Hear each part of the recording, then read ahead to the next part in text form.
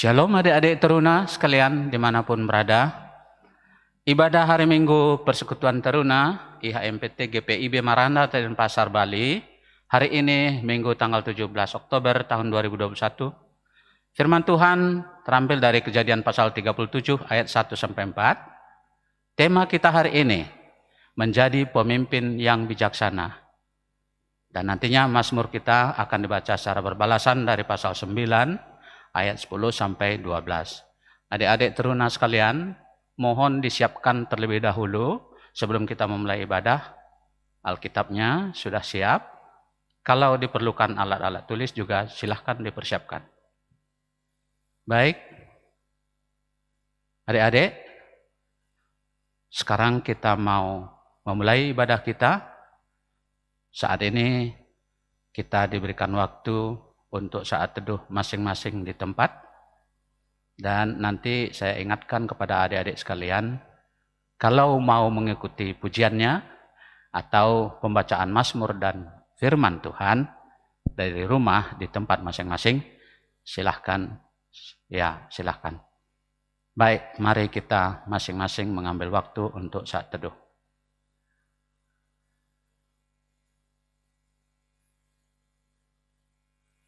Amin. Adik-adik teruna, pemimpin atau pimpinan menjadi pemimpin itu idealnya harus bijaksana. Itu berarti pemimpin yang harus berani mengambil atau menanggung risiko, memiliki sikap mengasihi dan tetap cinta damai dalam situasi apapun. Kita ini semua apabila sudah ada dan akan menjadi pemimpin dalam berbagai bentuk dan kapasitas kepemimpinan, paling tidak memimpin komunitas terkecil yaitu keluarga, maka bijaksanalah sebagai seorang pemimpin. Bijaksana itu sering dikaitkan dengan berkeadilan dalam pelakuan dan tindakan. Adik-adik, Om Brutu ajak, mari bangkit, kita akan memulai ibadah kita. Bangkit berdiri. Kita nyanyikan kitab bakti nomor 12, ayat yang pertama dan kedua. Masuklah semua menghadap Tuhan.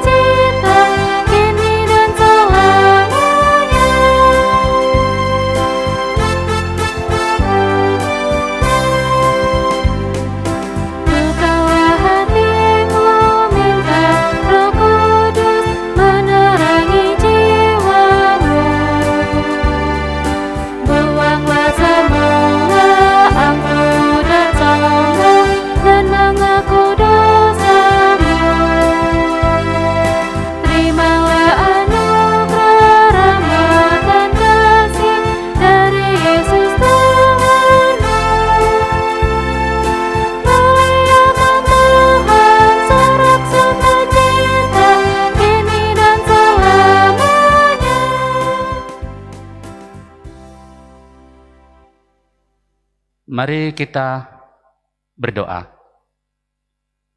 Bapa dalam sorga, kami mau memulai ibadah hari Minggu Persekutuan Teruna hari ini. Kami percaya Tuhan Yesus yang baik akan memimpin kami melalui Roh Kudus dari awal, pertengahan hingga akhir daripada ibadah ini. Biarlah Tuhan pikiran dan konsentrasi kami tertuju kepadamu. Jauhkan segala hal-hal yang merintangi maupun mengganggu, yang membuyarkan konsentrasi kami. Terpujilah Engkau Tuhan, kami serahkan waktu dan ibadah kami ini di dalam nama Yesus Kristus Tuhan kami. Amin. Silahkan adik-adik duduk. Kini kita akan membaca Mazmur secara bersamaan. Om Brutu akan bacakan nanti ayatnya yang menjorok keluar dan teruna akan membaca yang masuk ke dalam secara bergantian. Mazmur pasal 9 ayat 10 sampai 12. Demikianlah Tuhan adalah tempat perlindungan bagi orang yang terinjak. Tempat perlindungan pada waktu kesesakan. Orang yang mengenal namamu percaya kepadamu. Sebab tidak kau tinggalkan orang yang mencari Engkau, ya Tuhan. Bermasmurlah bagi Tuhan yang bersemayam di Sion. Beritakanlah perbuatannya di antara bangsa-bangsa. Demikian Mazmur kita hari ini. Adik-adik teruna, kita menyambut firman Tuhan. Saat ini kita akan menyiapkan hati dan pikiran kita, sekaligus tentu Alkitabnya sudah dibuka ya. Kita mengangkat pujian dari Gita Bakti 61, ayat pertama dan ayatnya yang keempat. Tuhan ajarkanlah kehendak-Mu.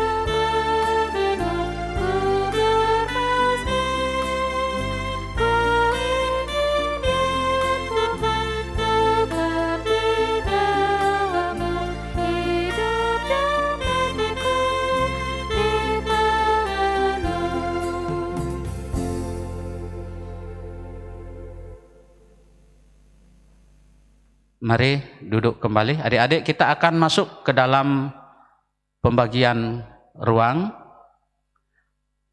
Adik-adik yang duduk di bangku setingkat SMP akan masuk di kelas EK, dan adik-adik yang duduk di bangku SMA atau SMK sederajat akan masuk ke ruang Dwi. Kelasnya nanti akan segera dibagi. Namun kita akan membicarakan firman Tuhan. Mari kita simak. Bertu akan bacakan ayatnya yang pertama dan nanti teruna akan bacakan ayat yang kedua bergantian sehingga sampai pada ayat keempat. Mari kita simak. Adapun Yakub, ia diam di negeri penumpangan ayahnya, yakni di tanah Kanaan. Inilah riwayat keturunan Yakub. Yusuf tatkala berumur 17 tahun, jadi masih muda, bisa mengembalakan kambing domba bersama-sama dengan saudara-saudaranya, anak-anak Bilha dan Zilfa, kedua istri ayahnya. Dan Yusuf menyampaikan kepada ayahnya kabar tentang kejahatan saudara-saudaranya. Israel lebih mengasihi Yusuf dari semua anaknya yang lain, sebab Yusuf itulah yang lahir pada masa tuanya, dan ia menyuruh membuat jubah yang maha indah bagi dia. Setelah dilihat oleh saudara-saudaranya bahwa ayahnya lebih mengasihi Yusuf dari semua saudaranya, maka bencilah mereka itu kepadanya dan tidak mau menyapanya dengan ramah. Demikian pembacaan firman Tuhan bagi kita. Terpujilah dia kekal sampai selama-lamanya. Sekarang kita akan masuk ke kelas masing-masing. Silahkan akan bergabung. Selamat pagi adik-adik semua. Ya, pembacaan kita pada hari ini terambil dari Kejadian 37 ayat yang pertama sampai ayat yang keempat. Di bawah judul Yusuf dan saudara-saudaranya. Adapun Yakub, ia diam di negeri penumpangan ayahnya, yakni di tanah Kanaan.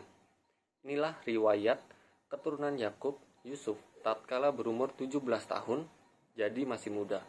Biasa mengembalakan kambing domba bersama-sama dengan saudara-saudaranya, anak-anak Bilha dan Zilpa, kedua istri ayahnya. Dan Yusuf menyampaikan kepada ayahnya kabar tentang kejahatan saudara-saudaranya. Israel lebih mengasihi Yusuf daripada semua anaknya yang lain, sebab Yusuf itulah anaknya yang lahir pada masa tuanya, dan ia menyuruh membuat jubah yang maha indah bagi dia. Setelah dilihat oleh saudara-saudaranya bahwa ayahnya lebih mengasihi Yusuf dari semua saudaranya, maka bencilah mereka itu kepadanya dan tidak mau menyapanya dengan ramah. Ya, demikianlah pembacaan kita hari ini. Nah, adik-adik, karakter pribadi dan jiwa kepemimpinan itu kan tidak terbentuk langsung ya. Jadi di dalam diri seorang manusia, sebuah karakter pribadi atau jiwa kepemimpinan itu melalui proses perjalanan hidup yang merupakan salah satu faktor yang dapat mempengaruhi proses pembentukan karakter pribadi dan jiwa kepemimpinan seseorang. Nah, proses pembentukan ini akan berjalan dengan lancar atau tidak sangat telah, sedang dan yang akan terjadi. Nah, Yusuf ini adalah salah satu contoh yang mau belajar dari setiap keadaan yang dialaminya sehingga dia tumbuh menjadi pribadi yang memiliki karakter dan jiwa kepemimpinan yang menyenangkan hati Tuhan. Kepemimpinan yang menyenangkan hati Tuhan. Jadi seorang pemimpin apalagi di usia yang terbilang masih muda lah ya, sangat muda malah di usia Yusuf saat di bacaan kita tadi itu 17 tahun. Nah, Yusuf di sini dia harus banyak belajar bagaimana menguasai diri sendiri, berhadapan dengan orang lain, dan bijak menghadapi berbagai persoalan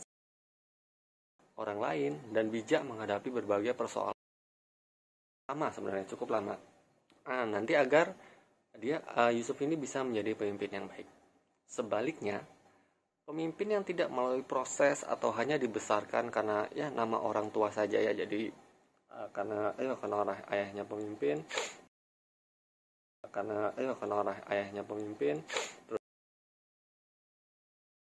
seorang kepemimpinan ya, jadi hanya menumpang lah, istilahnya menumpang nama, itu hanya akan mengakibatkan dia tuh mudah dikontrol dan hidupnya mudah dipengaruhi oleh orang-orang di sekitarnya. Ya kalau pengaruhnya tuh bagus, tapi kalau ternyata dipengaruhi oleh sesuatu yang salah, akan bisa pemimpin yang kuat depannya ya. Nah, pemimpin yang kuat atau yang tadi sudah kita bahas itu, yang sudah mengalami perjalanan hidup ya, biasanya itu mempunyai prinsip yang tidak mudah terombang-ambing. Jadi dia tuh pondasinya tuh kuat ya. Nah, kita dapat lihat contohnya tuh salah satu, dan Yusuf menyampaikan kepada ayahnya kabar tentang kejahatan saudara-saudaranya. Nah, di sini tuh kan Yakub punya 12 murid. Dan Yusuf ini anak yang ke-11. Jadi dia termasuk yang paling bontot lah ya. Saudara-saudaranya. Jadi menyampaikan kejahatan kakaknya yang lebih tua dilaporkan ke Yakub ayahnya. Ini mempunyai Yusuf ini ya, di umur yang sangat muda nih mempunyai keberanian yang besar ternyata. Jadi dia punya tekad yang kuat, terus berani.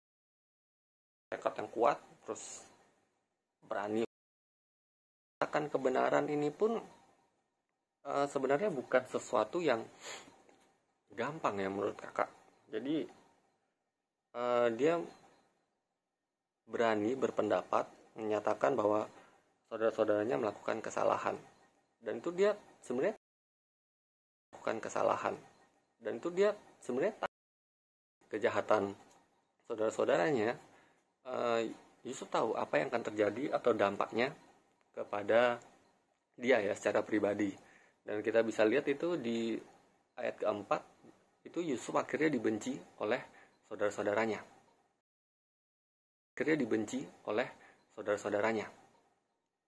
Dan itu bukan hal yang mudah sih kalau dibenci oleh saudara-saudara, apalagi kakak-kakaknya ya.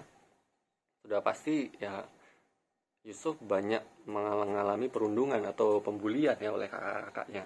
Salah satu contoh yang paling menurut kakak yang paling kasar atau paling ya tidak bermoral itu adalah di ayat-ayat selanjutnya. Kita kan dapat baca kita tahu bahwa Yusuf akhirnya dijual oleh kakak-kakaknya ke Mesir, dan kakak-kakaknya tuh buat skenario kalau Yusuf itu diterkam oleh hewan buas. Ini kan suatu sebenarnya bukan pembulian biasa ya jatuhnya. Tapi kalau kita lihat, kenapa sih kok Yusuf dia sudah baik, taat sama orang tua, selalu menjalankan perintah Tuhan. Kok kesannya kalau di awal-awal ya, kesannya kayaknya Yusuf ditinggalkan, diacuhkan oleh Tuhan, tidak dilindungi lah, sampai dia akhirnya dibuang oleh saudara-saudaranya sendiri. Itu kalau kita lihat sepenggal cerita saja. Tapi kalau kita baca keseluruhan cerita Yusuf, kan kita tahu akhirnya Yusuf menjadi orang yang sangat berkuasa di Mesir. Dan itu malah yang membuat dia bisa menyelamatkan saudara-saudaranya, keluarganya yang ada di tanah Kanaan, sehingga terbebas dari kelaparan. Disinilah rencana Tuhan itu luar biasa buat Yusuf. Di sini kalau kita lihat, Yusuf dibuat oleh Tuhan supaya bisa memiliki karakter pribadi dan jiwa kepemimpinan yang kuat. Jadi pengalaman untuk mencapai level karakter atau pribadi dan jiwa kepemimpinan yang kuat itu kan bukan sebentar ya, banyak yang harus dilalui. Dan sedari muda Yusuf sudah diberikan pembelajaran lah, sudah diberikan materi praktek langsung oleh Tuhan untuk bisa mendapatkan kekuatan itu supaya bisa menjadi pemimpin yang berkualitas ya. Di sini adalah rencana Tuhan tuh luar biasa. Bertahun-tahun jauh dari keluarga, Yusuf ditempa di Mesir. Kita bisa, adik-adik bisa bacalah di perikop-perikop selanjutnya ya. Yusuf ada di pasal 39, Yusuf di rumah Potifar, itu di situ dijelaskan Yusuf hampir saja di penjara. Terus dia mampu, dan di pasal yang ke-40, 41 itu menceritakan tentang mimpi. Kalau adik-adik baca selanjutnya, itu tuh luar biasa sih perjalanan hidupnya Yusuf. Banyak sekali up and down yang dialami, sehingga itu menempa dia menjadi pemimpin yang kuat, pemimpin yang mempunyai moral yang bagus. Tapi selain penempaan tadi, kita juga sudah bahas sebelumnya ya, di ayatnya yang kedua. Di situ kan tadi kita sudah bahas ya, Yusuf menyampaikan kejahatan. Jadi pada dasarnya Yusuf ini sudah punya moral yang bagus. Jadi dia sudah punya jiwa atau bibit jiwa pribadi seorang pemimpin yang punya moral yang bagus, dia sudah punya dari muda. Di sini Allah tuh memoles. Jadi bibitnya udah ada. Jadi di sini Allah memoles Yusuf supaya menjadi pemimpin yang lebih berkualitas, pemimpin yang lebih mempunyai karakter, pemimpin yang bijaksana, pemimpin yang hidupnya itu semua dari Allah. Jadi apa yang dilakukan Yusuf bukan hanya semata-mata dagingnya dia ya, tindakan dagingnya dia atau tindakan dari dirinya sendiri, tapi semuanya dari Allah. Karena kita juga adik-adik nanti bisa baca bahwa Yusuf tidak pernah sekalipun meninggalkan Allah, walaupun banyak sekali ya kesannya cobaan lah bisa dibilang ya, ujian yang Allah berikan kepada Yusuf, tapi Yusuf tidak pernah meninggalkan atau bahkan mencela Allah juga tidak. Itu Yusuf selalu berpikir positif. Dan ini juga salah satu poin penting ya, menjadi seorang pemimpin yang berkualitas, mampu berpikir positif. Jadi apapun masalah yang ada di depan kita, Yusuf itu, kita bisa mencontoh perilaku Yusuf. Dia selalu mencari side angle yang ini ya, sehingga melihat sesuatu yang positif dari sebuah permasalahan. Dan itu membuat Yusuf kuat, dan juga itu bisa buat kita jadi kuat menghadapi cobaan ya. Apapun masalah, kendala yang kita hadapi, kita harus bisa melihat dari sudut pandang lain, jangan hanya dari satu sisi saja. Karena kalau dari satu sisi kan tidak monoton yang kita lihat. Kita harus bisa melihat satu masalah itu dari berbagai sisi, agar kita bisa menyelesaikannya dengan baik, dan semuanya tentu saja dari petunjuk dari Tuhan Allah. Nah, adik-adik, setelah Yusuf mendapatkan ini ya, berbagai tempaan dari Allah. Di sini akhirnya Allah memberikan suatu bonus lah, bukan bonus tapi hadiah dari tempaan itu. Ya kan, Yusuf akhirnya menjadi orang kepercayaan dari Firaun. Bahkan apa yang disebutkan oleh Yusuf bisa menjadi undang-undang pada saat itu. Dengan kekayaan, dengan segala kekuatan yang dimiliki oleh Yusuf, sebenarnya kalau kakak pikir sih, ya bagaimana menurut adik-adik ya, sah-sah saja kalau Yusuf itu istilahnya ya balas dendam lah sama saudara-saudaranya yang telah menyakiti dia ya, berbuat kasar, yang menjual Yusuf ke Mesir. Sebenarnya sah-sah saja, sangat bisa Yusuf lakukan. Mungkin dia datang hanya bisa menyelamatkan hanya orang tuanya saja, jadi atau adiknya saja, dan orang tuanya, jadi kakaknya tidak diselamatkan. Itu bisa sangat dilakukan. Tapi apa yang dilakukan Yusuf? Dia tidak melakukan itu. Yusuf mengampuni perbuatan yang dilakukan oleh saudara-saudaranya, oleh kakak-kakaknya. Dia tidak lagi menganggap, dia sudah tidak ada dendam ya sama kakak-kakaknya. Dan inilah salah satu ciri pemimpin yang luar biasa, yaitu sifat mengampuni, cinta damai. Dan itu juga kita bisa lihat sebenarnya sifat cinta damainya Yusuf ini sebenarnya sudah ada juga dari dia masih muda, yaitu di ayat kedua tadi, yaitu menyampaikan kabar kejahatan saudara-saudaranya terhadap ayahnya. Itu kalau Yusuf tidak mempunyai rasa cinta terhadap saudara-saudaranya yang luar biasa, menurut kakak itu bakal dibiarin sih, kejahatan yang dilakukan oleh saudara-saudaranya akan dibiarin, dan itu sangat berbahaya. Jadi kalau kita membiarkan suatu kejahatan, itu akan, orang tersebut akan melakukan kejahatan itu lagi, dan itu akan jadi efek domino yang lebih panjang dan bisa berakibat sangat fatal. Dan di sini sayangnya Yusuf kepada saudara-saudaranya itu, jadi dia mau saudara-saudaranya itu agar berhenti melakukan kejahatan tersebut. Makanya dia melaporkan kejahatan yang dilakukan oleh saudara-saudaranya ke ayahnya.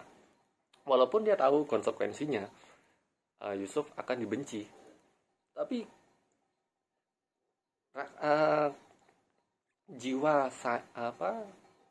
kepribadian, karakternya Yusuf yang kuat tadi, dan juga rasa sayang yang luar biasa terhadap saudara-saudaranya, dia terima kebencian yang akan risiko yang akan dia dapatkan karena melaporkan kejahatan kakaknya itu, dia akan terima. Yang penting kakaknya mau kembali ke jalan yang benar. Dan di situ juga salah satu jiwa seorang pemimpin ya, mau berkorban. Jadi karakter pribadi Yusuf yang sudah ada dari dia kecil, ditempa oleh Allah, dan bisa menjadi sesuatu yang luar biasa pada akhirnya. Nah, di sini buat kita semua, buat adik-adik, jadi pemimpin itu bukan hanya sekedar nyuruh di depan aja ya. Jadi seorang pemimpin itu bukan hanya saya memimpin ini, kamu harus mengikuti semua yang saya suruh. Itu bukan seorang pemimpin.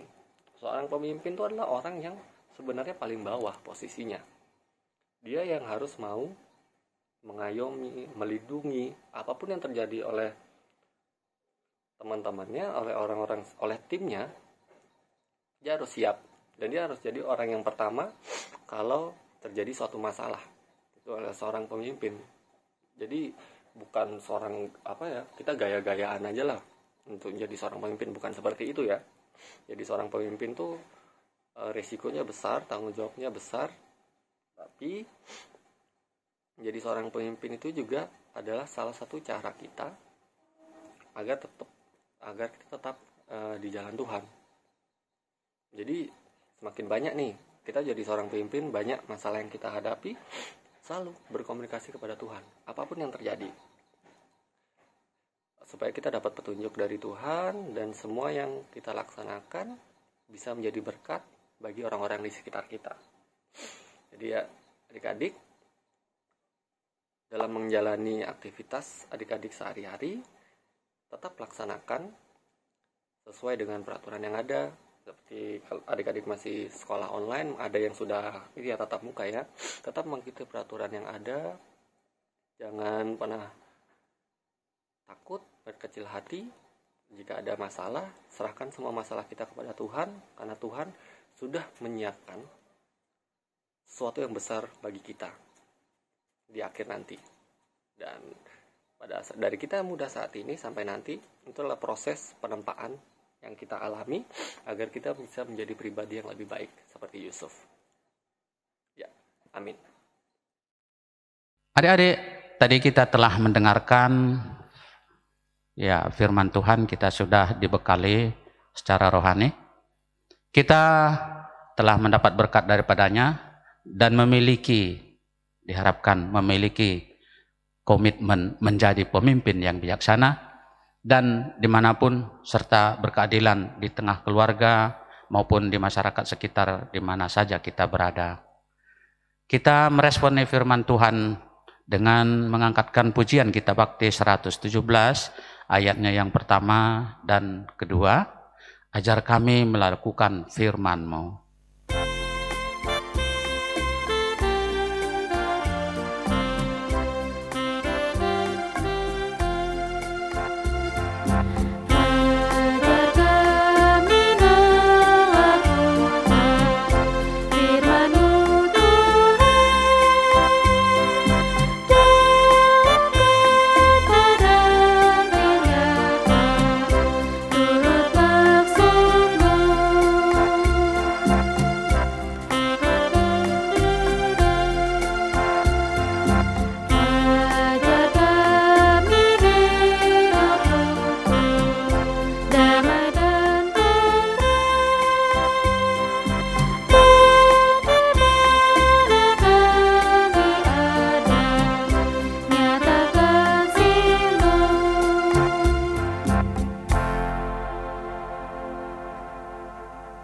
Kita masuk pada doa syafaat.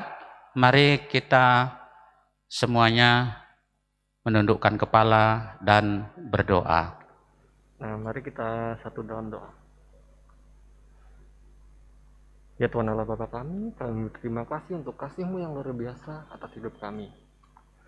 Ya Tuhan, berkati kami dalam kegiatan kami seminggu ke depan ini dan mampukan kami agar kami bisa menjadi berkat bagi orang-orang di sekitar kami dan kasih-Mu selalu terpancar di dunia ini. Ya Tuhan, kami juga berdoa untuk keluarga adik-adik, untuk orang tua dari adik-adik layan dimanapun mereka berada pada saat ini. Berkatilah, berikanlah kekuatan untuk kedua orang tua dari semua adik-adik layan kami, PT Marden, agar kuat menjalani segala aktivitas dalam pandemi ini, dan juga berikanlah kesehatan dan kekuatan yang selalu baru setiap harinya. Dan juga berdoa untuk adik-adik layan yang dalam sekolahnya, kiranya Kau berkati, walaupun saat ini masih ada beberapa sekolah yang menjalankan sekolah online, tapi kami percaya berikanlah kekuatan, kesehatan, dan juga semangat bagi adik-adik semua yang menjalani pembelajaran online, agar semua materi yang diberikan oleh guru di sekolah bisa terserap dengan baik, dan semua adik-adik layan kami bisa menggapai cita-cita yang mereka inginkan. Kami juga berdoa pada hari ini untuk kegiatan Persekutuan Taruna yang dalam waktu dekat akan menyelenggarakan pertemuan antara layan dan orang tua. Berkatilah agar semua berjalan dengan lancar. Berkatilah kakak-kakak panitia, berkati di gereja, semua orang-orang yang terlibat. Kiranya Kau berkati agar program ini bisa berjalan dengan lancar dan semuanya hanya di dalam campur tangan-Mu saja ya Tuhan kami. Kami serahkan kegiatan kami seminggu ke depan ini semuanya hanya dalam campur tangan-Mu. Jaga dan lindungi kami, jauhkan kami semua dari kuasa, dari orang-orang, dan juga dari virus-virus yang ingin menyakiti kami. Lindungilah kami ya Tuhan, selimuti kami dengan Roh Kudus-Mu. Terima kasih ya Tuhan kami. Kami alaskan doa ini hanya dalam satu nama Tuhan kami Yesus Kristus yang telah mengajar kami berdoa. Bapa kami yang di surga, dikuduskanlah nama-Mu, datanglah kerajaan-Mu, jadilah kehendak-Mu di bumi seperti di sorga. Berikanlah kami pada hari ini makanan kami yang secukupnya, dan ampunilah kami akan kesalahan kami, seperti kami juga mengampuni orang yang bersalah kepada kami. Dan janganlah membawa kami ke dalam pencobaan, tetapi lepaskanlah kami daripada yang jahat. Karena Engkaulah yang empunya kerajaan dan kuasa dan kemuliaan sampai selama-lamanya. Amin. Adik-adik teruna, kini saatnya kita memberikan persembahan syukur. Kita memberikan, nantinya boleh diserahkan kepada orang tua masing-masing untuk diserahkan ke gereja atau ke sektornya masing-masing. Sambil mengumpulkan persembahan, kita menyanyikan kitab bakti nomor 79 ayat 1 dan 2, beri padanya.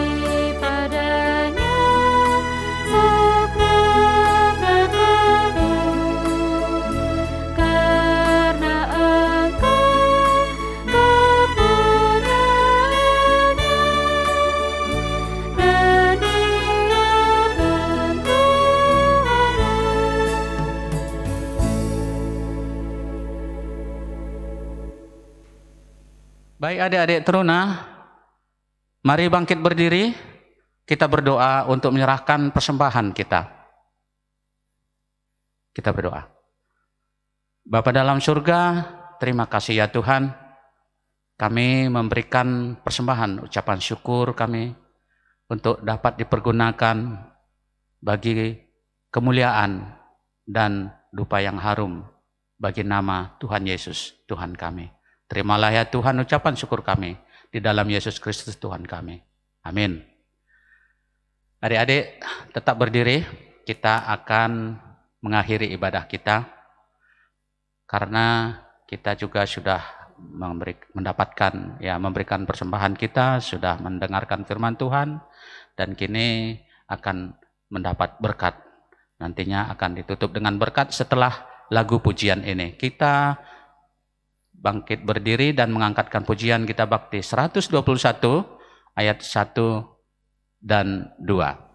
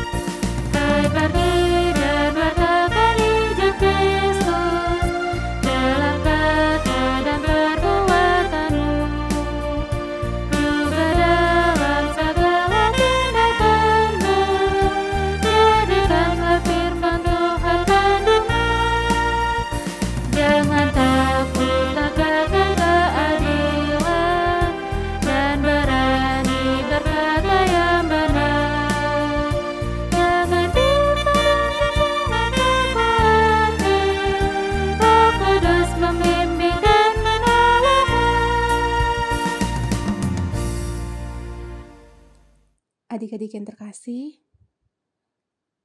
kita akan mengakhiri ibadah kita. Mari kita bersatu dalam doa.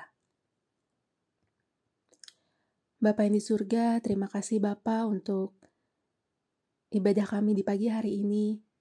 Biarlah apa yang sudah kami renungkan, apa yang sudah kami pelajari Bapa tentang kebenaran firman-Mu, itu bisa kami pahami dan yang terpenting bisa kami lakukan dalam kehidupan kami hari lepas hari.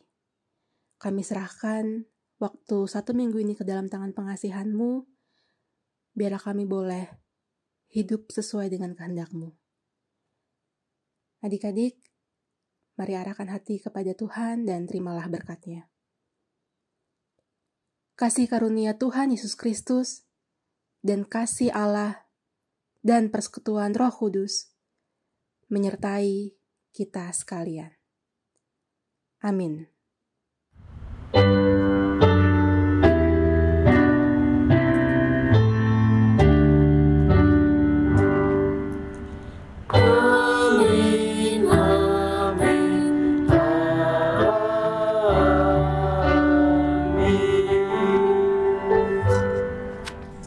Baik, warta IHMPT bagi kita semua, adik-adik teruna. Yang pertama, Sabda Bina Teruna Harian Voice di-share di WA Group PT Ranting masing-masing setiap hari untuk mengikuti saat teduh khusus untuk adik-adik teruna. Mari dihimbau untuk kita ikuti masing-masing. Yang kedua, IHMPT minggu depan tanggal 24 Oktober 2021 masih berlangsung via YouTube seperti hari ini agar dimaklumi. Selamat hari Minggu, Tuhan Yesus memberkati. Shalom.